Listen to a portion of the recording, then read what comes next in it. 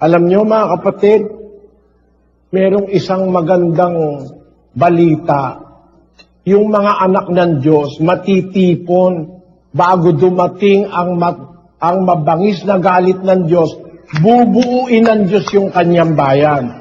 Pero meron pa rin hindi magandang balita, Sis Luz. Ano po yun? 24:12 ng Mateo.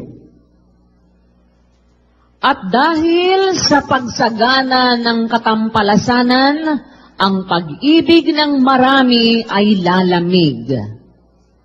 Ayan. Hindi naman ang lalamig yung pag-ibig ng atheist eh. Hindi nga naniniwala sa Diyos yun eh.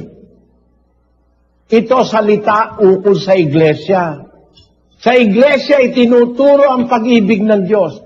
Pero dahil sa pagsagana ng katampalasanan, marami ang lalamig ang pag-ibig.